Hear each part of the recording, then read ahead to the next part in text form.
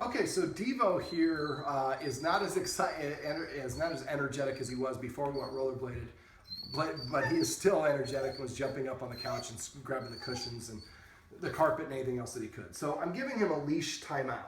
And we'll talk about this a little bit off camera. But the other thing I wanted to go over was, I talked about this a little bit in the earlier video. I consider petting a dog our way of paying a dog. Now, right now, Devo is jumping up on us and telling us, I want you to pet me and pay attention to me. Every time that we pet him when he does that, we're reinforcing that you can tell the humans what to do, because when you tell the humans what to do, they do it. So what I do is sit. Normally what I do is when the dog jumps up at me, I say, sit, Devo, sit, sit. I pet him immediately after sitting down. Now we have a window of 3 seconds that we can pet the dog and have them understand why we're petting them. Now, when a dog sits down, a lot of people like to talk to the dog. Oh, Devo, what a smart dog. You sat down. Who's the smartest dog ever? You should say the command word twice. You give the dog the command to sit, and as soon as it sits, you pet it and say the word sit simultaneously. Not good sit, not good boy, not Devo, what a smart dog you are. The more words that we use, the more confusing it gets for dogs, especially if we baby talk or over enunciate. So the next time that Devo comes up and nudges you or jumps up and launches himself at you, tell him to sit. As soon as he sits, start petting him under his chin. Now, when a dog is proud about what it's done, there we go, finally mellowed Devo. When a dog is proud about what's done, its nose is parallel to the ground or tilted upward. So I want the dog to feel good about doing the things that we want, like sitting, laying down, recalling, or coming to us on command.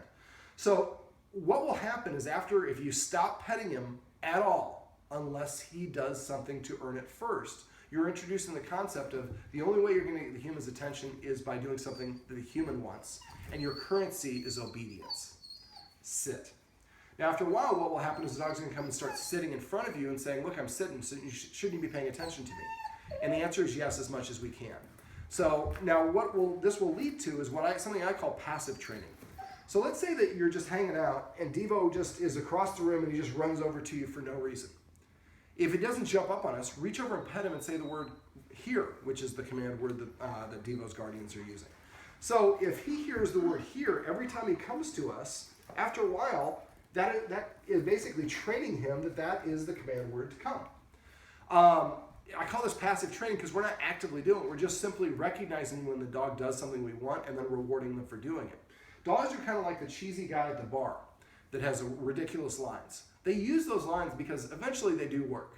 Dogs do whatever works. So if I jump up on the humans and they pet me, I'm going to continue doing that. Well, now the humans will only pet me if I sit. Devo, Devo.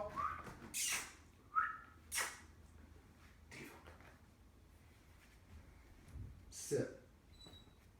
Sit.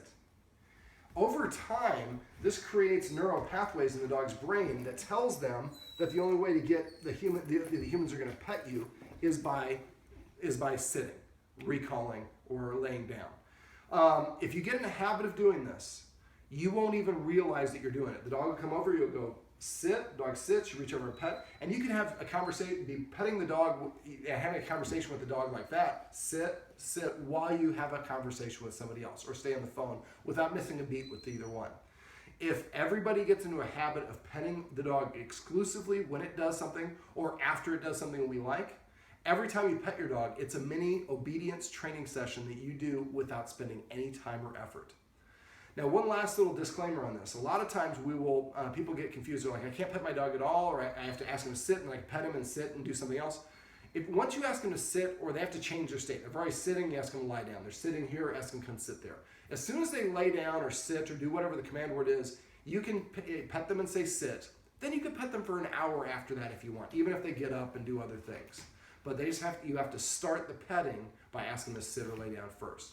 Now, you won't realize how often you ask your dog to, you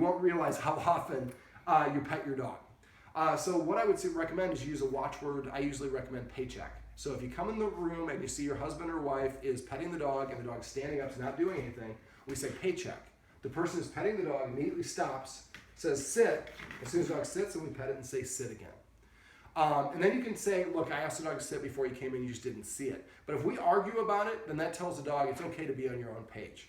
But if the humans come in, one says paycheck, the other one stops petting, and then asks the dog to sit every time, then the dog's like, man, these humans are on the same page. I'm the outsider. I better get it together and get to be with the humans. Petting with a purpose, like I said, is the easiest thing that you can do that will have the biggest impact on your dog's behavior.